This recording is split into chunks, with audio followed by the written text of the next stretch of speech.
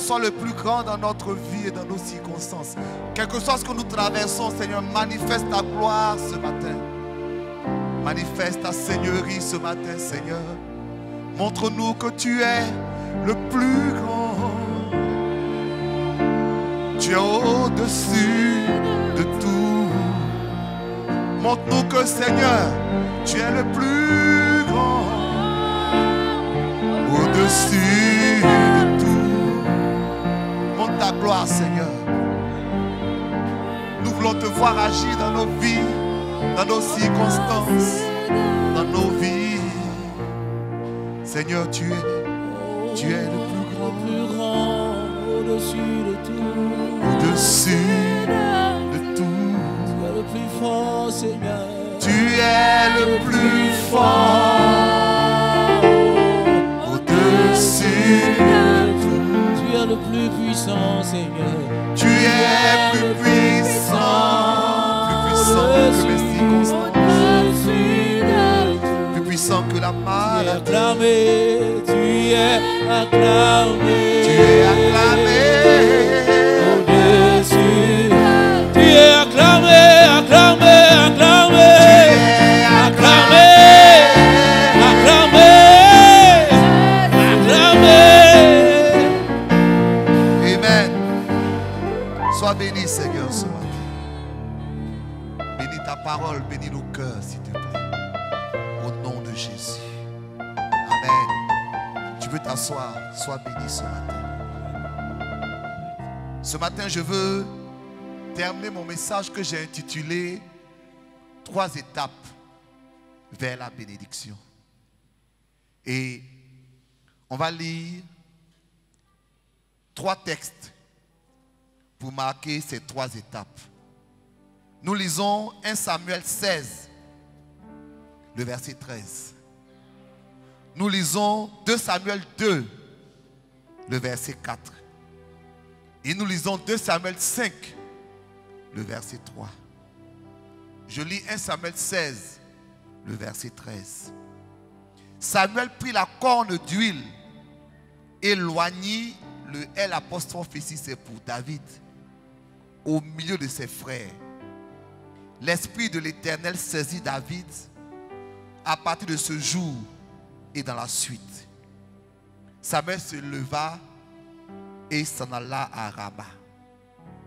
2 Samuel 2, le verset 4.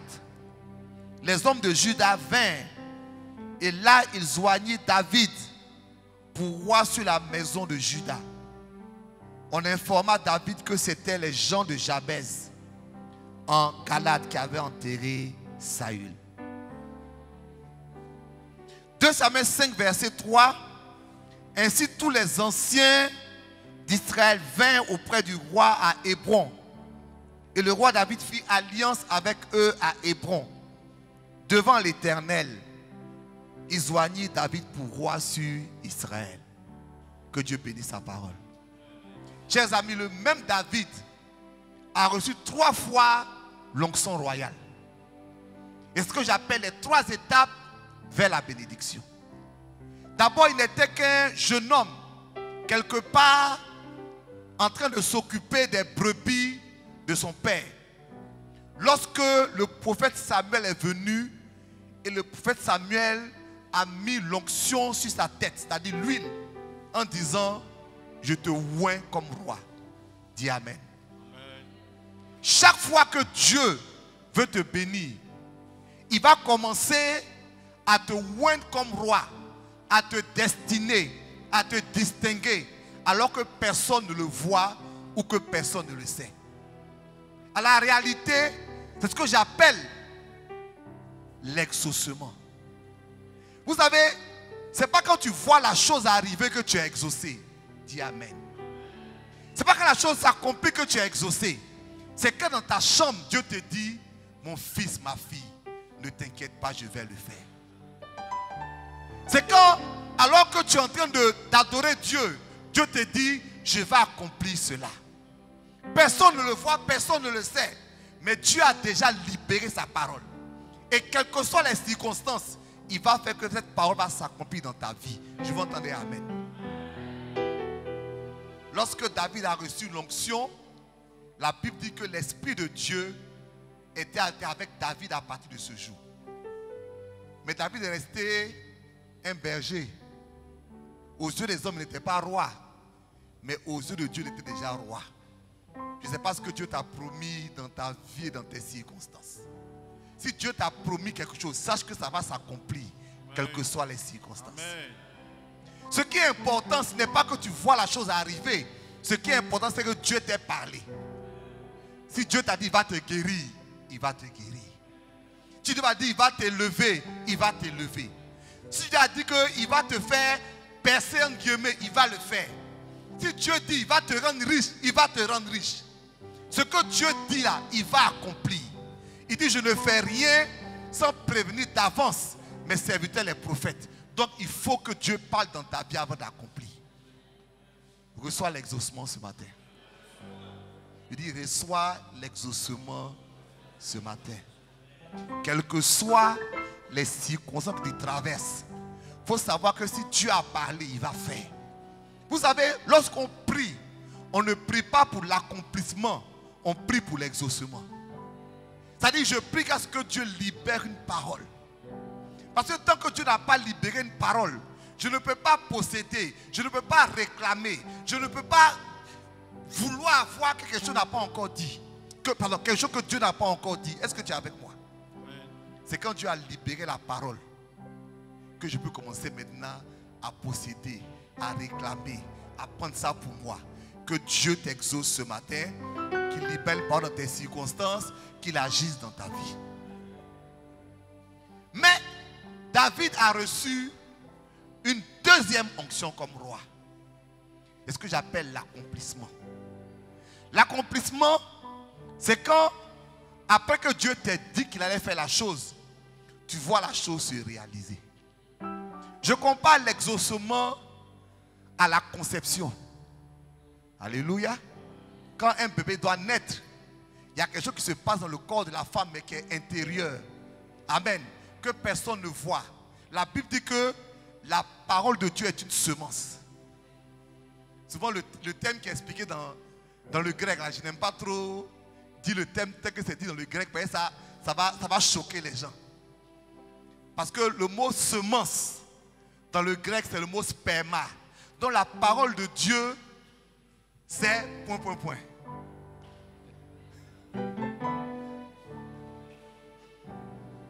Quand elle entre en toi, elle va féconder quelque chose en toi. Amen. Les gens ne voient pas ce qui se passe parce que c'est à l'intérieur de toi. Mais le bébé ne sort. Ce n'est pas parce que le bébé est sorti 9 mois après qu'il a été conçu, le mot il sortait.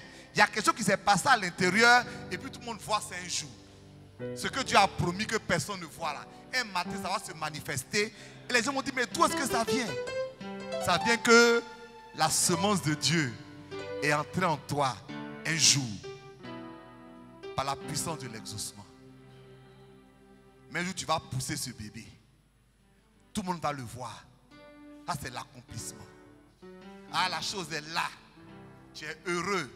Parce que maintenant là, tu as prié pour ton mariage. Et puis tu es marié.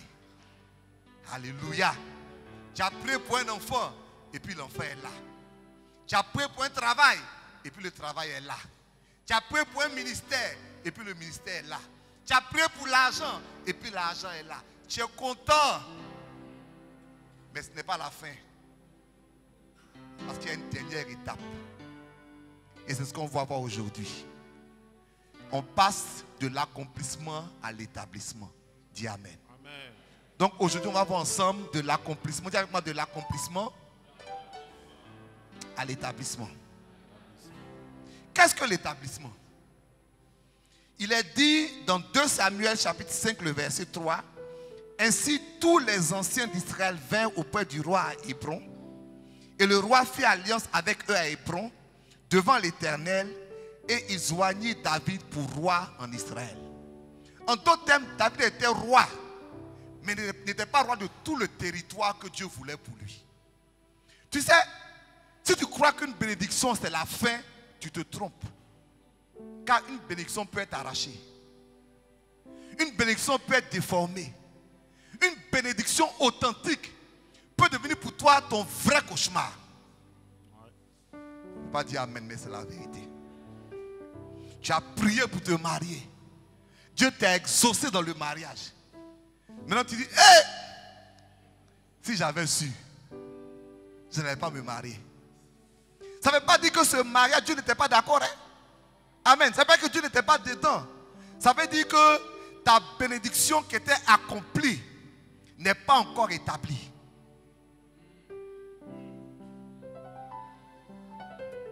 Tu as prié pour ton travail, Dieu t'a donné le travail. Mais le travail devient un problème pour toi. Parce que c'est comme si tu as un bébé et le bébé n'a pas encore grandi. Le bébé peut mourir en route. Il peut tomber malade.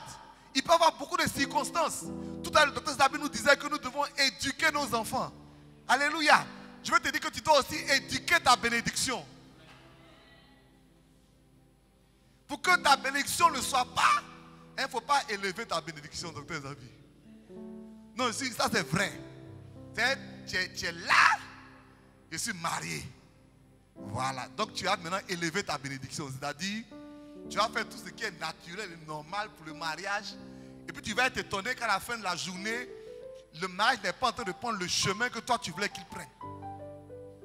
Tu as ton travail, tu penses qu'il suffit d'aller là-bas tous les 8h à 18h. Et puis penser que le travail va avoir le succès que tu veux. Et quand ce n'est pas le cas, tu dis, mais c'est Dieu qui m'a donné, non? Tu as l'argent que tu voulais avoir, mais l'argent devient un problème pour toi. Que ta bénédiction soit éduquée et non élevée. Je vais entendre amen. Et pour ça, il faut établir ta bénédiction. Donc, David a été roi sur Juda. Mais quand vous lisez la parole de Dieu, je n'ai pas le temps de vous expliquer. Vous pouvez lire dans le texte. Il est dit qu'en même temps que David était roi sur Juda, il y avait un homme qui s'appelait Ish-Boshet. Dis avec moi, Ish-Boshet. Qui régnait sur le reste du territoire. Ish-Boshet, c'est un nom intéressant. Ish, ça veut dire l'homme. Et puis Boshet, ça veut dire la honte. Donc pendant que David, l'homme selon le cœur de Dieu, le bien-aimé de Dieu, régnait sur un territoire, il y a l'homme de la honte qui régnait sur l'autre territoire. Je dis quoi par là? En même temps que Dieu te donne une bénédiction, en même temps que le diable s'est installé dans ta bénédiction pour faire honte à ta bénédiction. Est-ce que je peux répéter ce que j'ai dit? En même temps que Dieu t'installe dans une bénédiction, en même temps le diable s'installe juste à côté ou encore sur ton territoire pour amener la honte à ta bénédiction. Mariage que tu t'es acclamé là, je vais te montrer ça. Promotion que tu penses que c'est bien, te montrer ça. Donc l'homme de la honte est là pour mettre la honte à ta bénédiction. Mais Dieu veut que l'homme de la honte soit chassé pour que tu puisses être établi dans ta bénédiction. C'est ça, être établi. On va lire 2 Samuel 5, le verset 7. Qui veut nous lire ça?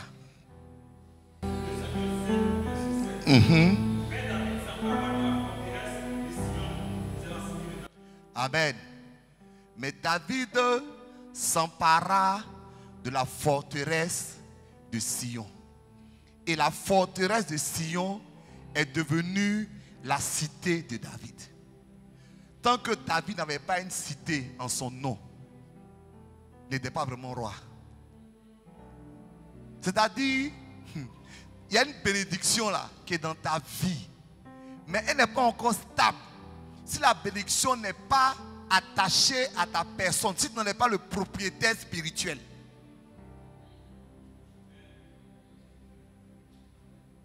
C'est la vérité. Parce que alors même que David régnait, il y avait une forteresse de Sion. Et la forteresse, c'est, vous savez, nous devons lutter pour renverser les forteresses. Donc une forteresse, c'est une place forte de l'ennemi. Dis Amen. Et Sion, c'est un nom qui a été donné, mais le nom Sion, ça veut dire forteresse. Voilà. Sion, ça veut dire forteresse. Et la forteresse de Sion s'appelle Jérusalem. Dis Amen. Est-ce que tu es avec moi ce matin? Mais Jérusalem, c'est le nom que David lui a donné. Ça veut dire la ville de la paix.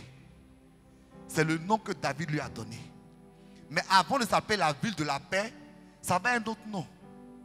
La forteresse de Sion s'appelait Jébus. Et c'était la capitale des Jébusiens. Je veux te dire quoi par là? C'est là où Dieu veut t'établir dans son territoire là. Que non seulement il y a l'homme de la honte qui règne, mais là aussi, il y a une forteresse de l'ennemi qui veut s'établir. Pardon, il faut dire Amen avec moi. Qu'est-ce que je veux te dire par là? Qu'une bénédiction n'est pas la fin de la route. Ce n'est pas la fin de la route. Ce n'est pas la fin de la route. Je suis marié, c'est merveilleux, ça ne veut rien dire. Ce n'est pas grave, mais il faut dire Amen quand même. J'ai dit travail, c'est merveilleux, mais ça ne veut rien dire. Je suis dans le ministère, c'est merveilleux, ça ne veut rien dire. J'ai l'argent, c'est merveilleux, ça ne veut rien dire. J'ai payé, Dieu m'a exaucé, c'est merveilleux, ça ne veut rien dire. Tant que tu ne combats pas l'homme de la honte et tu ne fais pas tomber les forteresses de Jébus pour pouvoir prendre la cité et dire ça là maintenant, ça m'appartient, c'est ma propriété. Personne ne va toucher ça. Que Dieu t'aide à cela. Je sais que pendant que je parle, je veux interpeller les uns et les autres. Nous sommes frappés de paresse spirituelle. C'est-à-dire, nous faisons des efforts pour avoir quelque chose. Mais nous ne faisons pas d'efforts pour conserver cette chose. Tout le monde est très calme ce matin-là. Mais Pasteur Nguessan, ce que dit c'est la vérité. Prends tout sujet de prière d'un chrétien. Il faut voir comment il est prêt à se sacrifier pour obtenir ça. S'il veut travailler, il faut voir comment il est prêt à jeûner et prier pour avoir du travail. Amen. S'il veut se marier, il faut voir comment la soeur même va venir à toutes les réunions.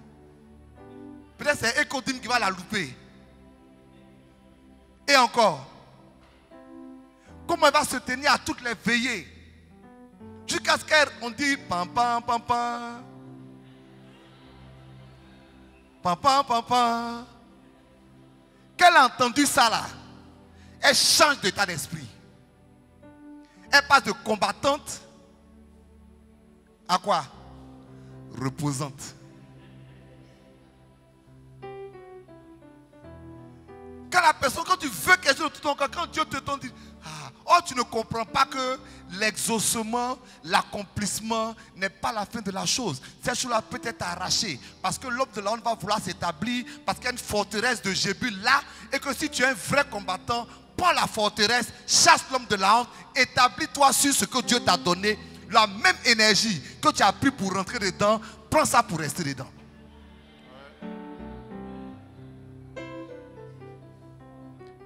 Oui, pasteur. La même énergie. C'est pour ça qu'on a des bénédictions qui se transforment en problèmes pour nous.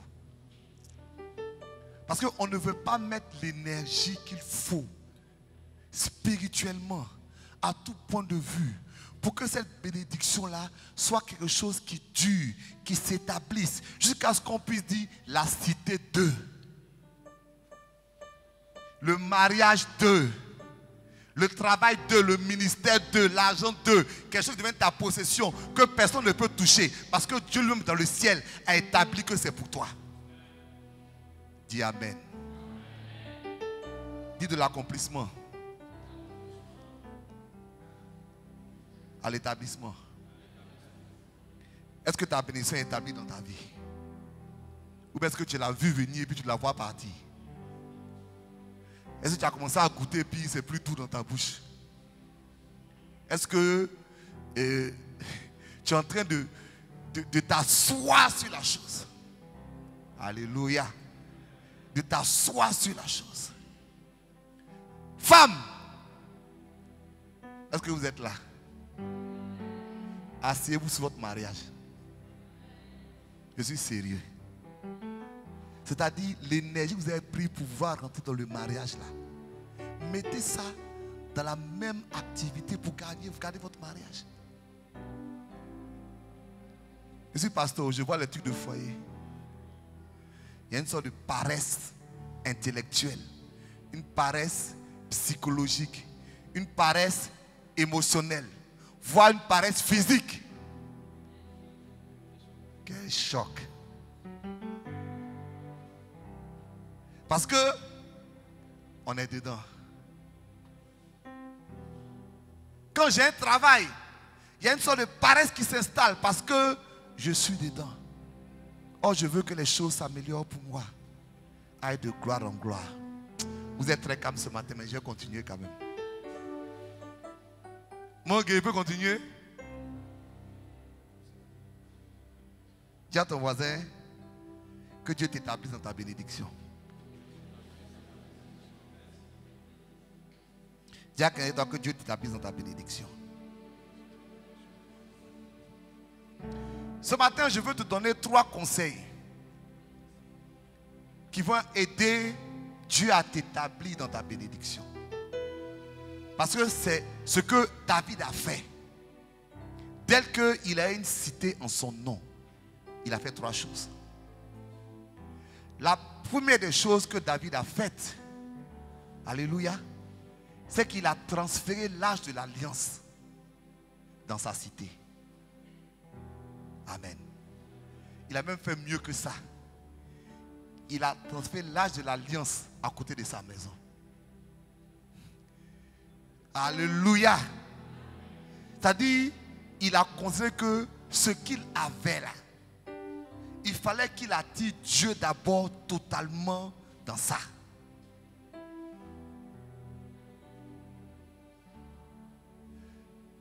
Est-ce qu'on peut se parler ce matin? Le problème de nous, j'ai que chacun ici, chacun m'a dit oui, c'est vrai. Oh, je sais, j'ai confié mon mariage à Dieu. Alléluia. Personne ne va dire qu'il n'a pas attiré Dieu dans son affaire. On est tous des chrétiens, donc on est tous convaincus qu'on a attiré Dieu. Vous n'êtes pas convaincus de ça? On est tous convaincus. Aïe. Dieu est dans mes affaires. Dieu est dans mon travail. Dieu est dans mes finances. Dieu est mon mariage. Moi, tout ce que fait Dieu est dedans.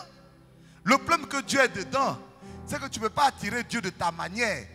Il faut attirer Dieu de la manière de Dieu. Car David voulait bien attirer Dieu dans sa cité. Mais il s'est dit, je suis quand même le roi David.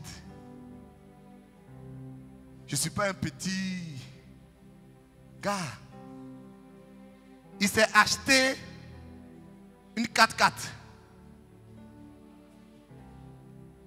Quelle marque? Range Rover.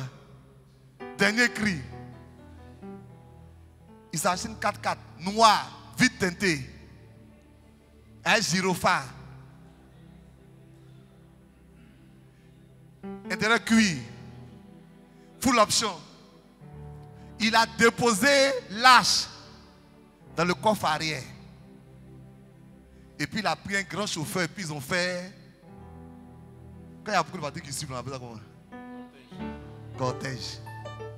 Ils sont entrés dans Jérusalem. C'est une image, mais ce qu'ils ont fait.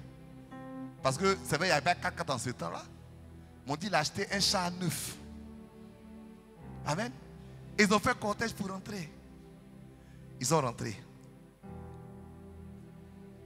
D'accord? Donc sur le char, ils sont rentrés. Maintenant, à un moment là, l'arche a vacillé. Donc il y a un gars, lui, il pense qu'il fait bien. Il s'appelle Uza. Il est venu l'attraper l'arche. Il est mort en même temps. Dieu l'a frappé. Waouh. Que Dieu nous aide ce matin. J'ai compris que, ça je parle aux leaders, hein. Quand nous sommes des leaders, quand nous sommes des parents, quand nous sommes des chefs, et que nous voulons amener Dieu de notre manière, et que ça tourne au vinaigre, c'est quelqu'un d'autre qui meurt toujours à notre place. Quel choc. Ça c'est une parenthèse. Regardez quelque chose. Est-ce que tu es avec moi? Tu veux amener la présence de ta situation.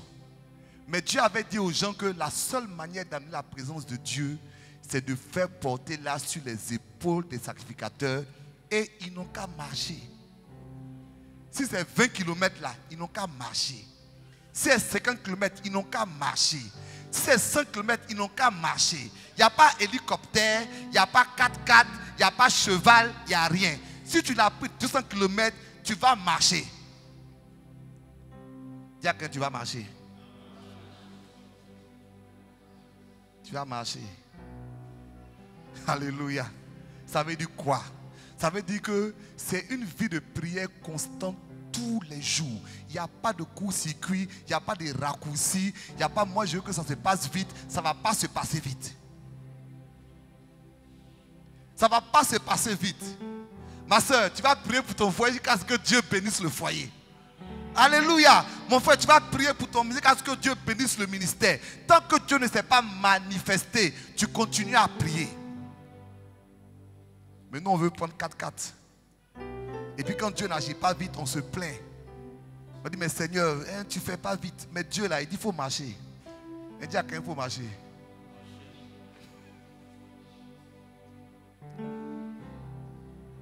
Et puis tu ne marches pas seul, tu marches avec un poids sur ton dos. Il ne faut pas laisser tomber, il faut marcher sur moi. Que Dieu aide quelqu'un ce matin à amener la présence de Dieu dans ses circonstances, dans sa vie. Si tu penses que Dieu t'a béni, alors continue de prier pour ta bénédiction.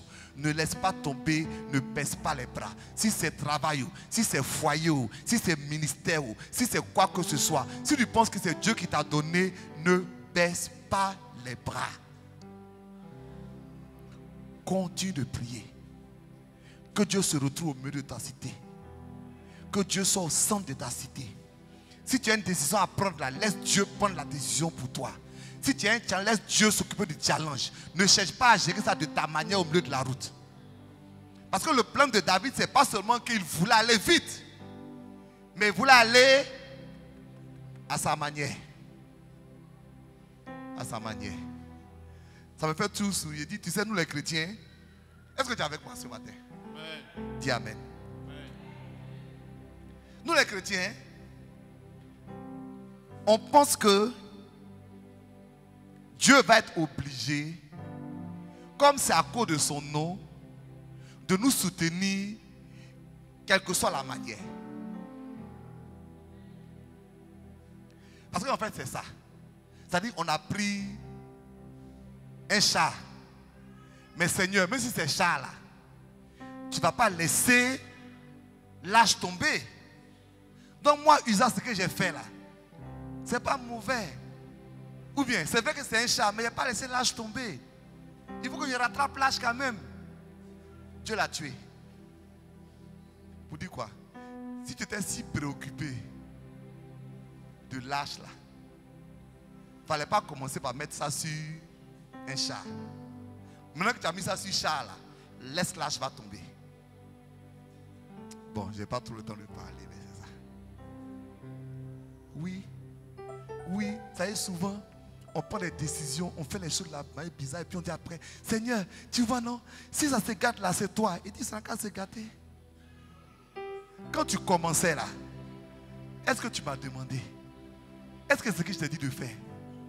Est-ce que j'ai dit d'investir dans cette entreprise? Il t'a dit, tu n'as pas dit faire ce que tu veux, laisse ça se gâter. Est-ce qu'il t'a dit de faire ceci, de faire cela? Donc, quand nous voulons que Dieu sorte de notre affaire, faisons les choses à la manière de Dieu. Et Dieu nous bénira. Est-ce que tu veux que ta bénédiction soit établie? Mets Dieu au cœur de ton projet. Mets Dieu au cœur de ton projet. 2 Samuel 9, verset 3. Je lis. Le roi dit, il n'y a-t-il plus personne de la maison de Saül que juste envers lui de la bonté de Dieu? Et Tsiba répondit au roi, il y a encore un fils de Jonathan, perclus des pieds. Deuxième chose, c'est que juste après avoir envoyé l'arche de Dieu dans sa cité, David a cherché quelqu'un qu'il allait aider. Il dit, n'y a-t-il pas quelqu'un que je veux bénir? Alléluia. Dieu bénit les bénisseurs. Est-ce que je peux répéter ça? Dieu bénit les bénisseurs. Toutes les personnes qui veulent que Dieu ne leur arrache jamais leur bénédiction, prends ta bénédiction pour bénir quelqu'un, Dieu va augmenter. Alléluia. Quand Dieu t'a élevé, j'ai entendu ce témoin, je vais te raconter ce témoin ici, je le dis courtement. J'étais à une dédicace et puis c'était un pasteur qui prêchait. Et il disait, il est né très pauvre. Quand on dit pauvre là, c'est par exemple, tu rentres et puis la maman a juste du riz, elle n'a même pas d'huile pour mettre dessus. Ces piments là, elle ne peut plus vous manger. Même l'huile, elle n'a pas. Et il avait dit à Dieu que vraiment, quand il grandissait, il avait dit, moi ce qui est sûr, je vais être riche. Je ne serai pas pauvre. Et comme il n'était pas chrétien, il disait, même s'il faut que je sois gangster, même s'il faut que je sois brouteur, tout, moi là, ce que j'ai vu dans la pauvreté là, je ne veux plus être pauvre. Et Jésus il a touché son cœur. Il est venu chrétien. Il est venu pasteur. Il a dit à Dieu, je ne peux plus être brouteur. Hein? Mais ce qui est sûr, je ne serai pas pauvre. Donc, moi je ne veux pas être pauvre. Débrouille-toi. Et il a commencé à prier. Il a commencé à jeûner. Il a commencé à chercher Dieu. Pour ne pas être pauvre. Mais malgré ses jeûnes, malgré ses prières, malgré ses moments de retraite, il était toujours pauvre. Et un jour, il était en train de prier, jeûner, chercher Dieu. Et Dieu lui a dit, mon fils, je vais te poser une question. Je paraphrase, c'est parce qu'il a dit, quand tu plantes manioc, tu récoltes quoi? Quand tu plantes igname, tu récoltes quoi? Quand tu plantes maïs, tu récoltes quoi? Tu es en train de planter jeûne et prière. Tu vas récolter quoi? Onction, vie spirituelle, sainteté, mais pas l'argent. Ou bien c'est pas ça? Tu n'as pas récolté l'argent. Ce que tu es en train de semer là, c'est bon. Mais ça n'a jamais te donné l'argent. Oui. Il dit, tu veux l'argent, non? Il dit, ah, Seigneur, c'est pour ça qu'il prie. Il dit, ok. Tu vas te lever actuellement, prends ton argent là. Cherche une église qui est en construction. Va trouver l'église. Il va donner l'argent. Il dit, à partir d'aujourd'hui là, je veux que chaque jour, c'est une alliance, tu sèmes de la vie de quelqu'un. Donc il a pris son argent le premier jour. Il rentre dans une église à Boaké. Il ne connaît pas là. Il dit, ça va? Il dit, vous êtes en construction, non? Il dit, c'était tout son fonds. Quoi, c'était 500 000 quoi. Il dit, c'était tout son fonds. Il dit, tiens. Les gars, vous avez dit, il a béni le Seigneur. Il dit, Seigneur, Quand il partait, il dit, tu penses que moi aussi je vais te donner?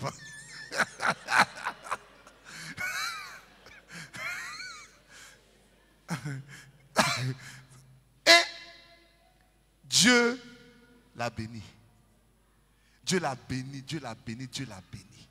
Et là, c'est moi, il dit un jour, et vraiment Dieu l'a vraiment béni. Il expliquait qu'il voyage actuellement, Dieu l'a vraiment béni. Et il dit qu'un jour, il était malade. Or, il a fait une alliance avec Dieu de bénir quelqu'un chaque jour. Mais là, il est couché sur son lit. Il ne peut pas trouver quelqu'un. Net, il y a une infirmière qui venait soigner à la maison. Elle est arrivée. Il dit, ah, donc voilà mon occasion. Il a pris l'argent. Il dit là dans l'infirmière, il dit, ma soeur, est-ce que tu veux quelque chose? Elle dit non, vraiment j'ai besoin de... Dis-moi, est-ce que tu as besoin de... Tu as un sujet de prière, pardon.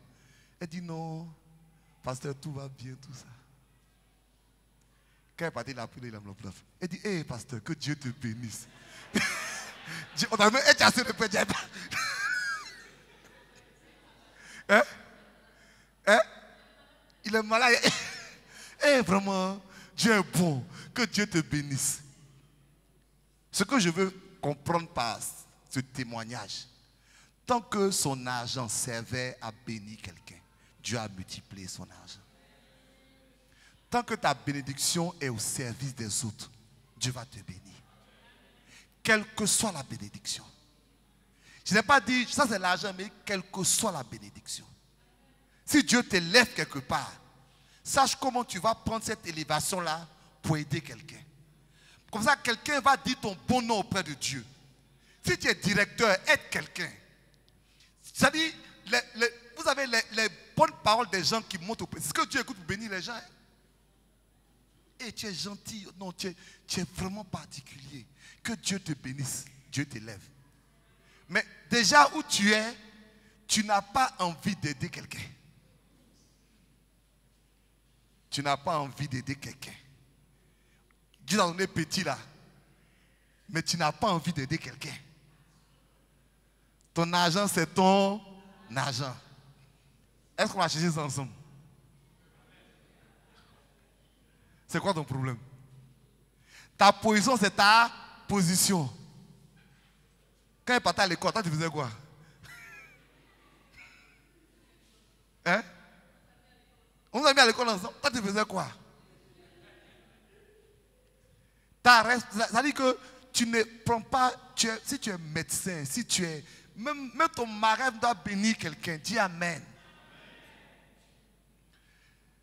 David dit, est-ce qu'il n'y a pas quelqu'un que je peux bénir? Je n'ai pas le temps de vous parler de Mephibosheth, comment David est parti le sortir de l'extrême pauvreté. Et, à Lo-Débar. Ça dit, le quartier de la désolation. Il est parti, il a envoyé tous les agents du gouvernement pour aller le sortir de là-bas. Et puis il dit, à partir d'aujourd'hui, là, tu as assis la table des rois maintenant, tu manges avec moi. Et quand Dieu voit un état d'esprit comme ça de la vie de quelqu'un, il continue de le bénir. Que Dieu t'aide à ce que ta bénédiction soit une bénédiction pour quelqu'un d'autre. Alléluia. Celui qui arrose sera arrosé. Quand Dieu t'établit quelque part, il te donne un peu, cherche l'établissement. Cherche à être pour dire bénédiction. Tu sais, est-ce que je peux te parler? Les hommes ne vont pas te féliciter. Les hommes ne seront pas reconnaissants. Si tu écoutes les hommes, tu ne vas pas aider les hommes. L'homme est mauvais. L'homme est ingrat. Mais Dieu, il se souvient. Toujours. Il se souvient. Et le bien que tu fais va t'accompagner pour te bénir. Troisièmement, est-ce que tu veux que Dieu établisse ta bénédiction? Cherche quelqu'un à qui transférer cette bénédiction. Je n'ai pas dit aider, j'ai dit transférer cette bénédiction. En d'autres termes, sois le mentor de quelqu'un qui va grandir en bas de toi. Dis Amen. Tire quelqu'un vers le haut. Car, quand David est devenu roi à Jérusalem, il a choisi son successeur en la personne de Salomon. Avant, il n'avait pas de successeur. Vous avez Dieu est bizarre, hein? Quand David a duré longtemps avant d'arriver à Hébron, c'est-à-dire sa première onction de roi. Avant d'arriver à Hébron, il était un homme adulte, hein? Il avait des femmes, mais il n'avait aucun enfant. Tous les enfants de David sont nés à Hébron. Et c'est quand David est arrivé à Jérusalem que David a choisi son successeur. Il y a une grâce dans la vie de quelqu'un que Dieu veut établir. Cette grâce, c'est la grâce de multiplication et c'est la grâce de transmission. Merci. Que la grâce de transmission soit sur ta vie. Je vous dis quoi? Si tu es marié là, aide quelqu'un à se marier. Est-ce que ça veut dire littéralement? Ce que tu as fait pour rentrer dans le mariage, prends quelqu'un, prends sa main, puis aide ma soeur, moi, tu as rentré. Alléluia. Ne sois pas satisfait de toi seul porter ta bague et puis te promener. Prends quelqu'un, dis, tu es ma petite soeur, tu es ma cousine, tu vas rentrer dedans aussi. Comment tu t'es maquillé là? Il n'y a qu'à se maquiller, même chose. Aïe. Ou bien c'est pas ça? Ben, tu brilles, il t'a vu. Ou bien? Tu as des petits secrets, tu nous dis pas, mais Tom, tu connais. Comment tu causais sur Facebook là? Faut dire.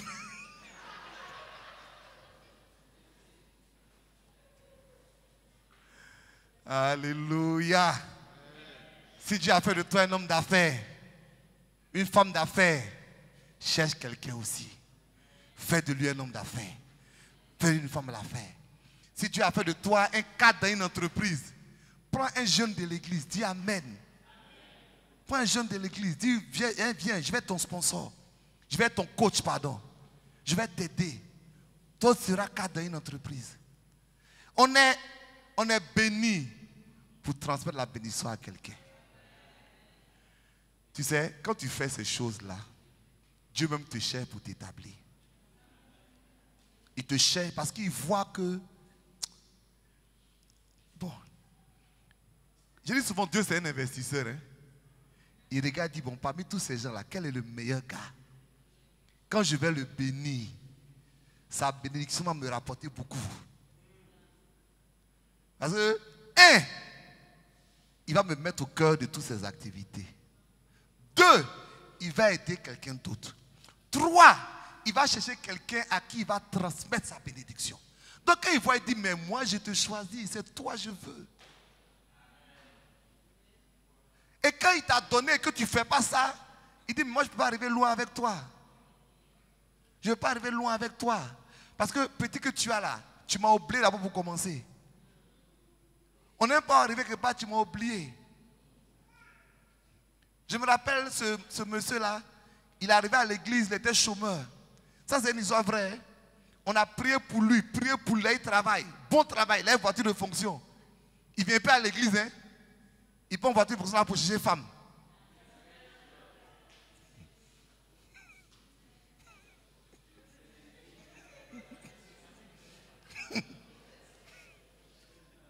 Hein? Comment? Voilà, mais comme ça, on va voir féticher, on va venir voir Dieu. Ben, évidemment, on l'a chassé de son travail, dada, rapidement. On n'a pas prié pour ça, Dieu même s'est occupé de le faire chasser. Dieu même s'est occupé, on l'a chassé. Et puis quand il revient à l'église encore, hein, ils ne connaissent pas la honte.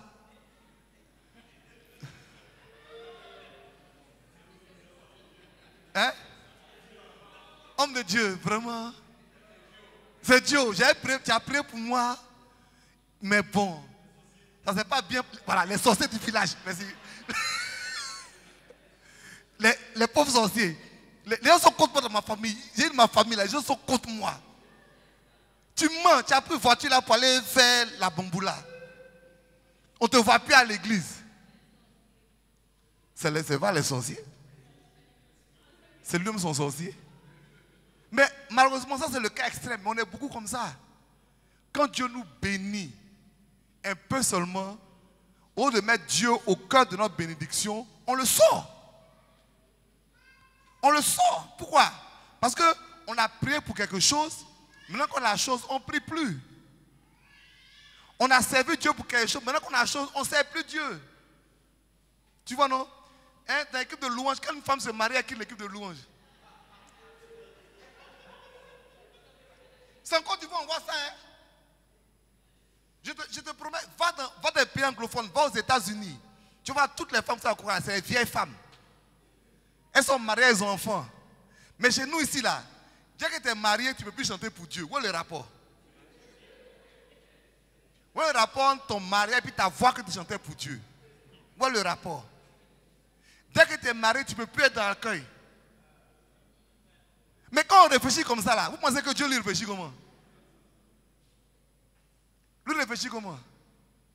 Quand tu n'avais pas de travail, tu priais, Seigneur, donne-moi travail.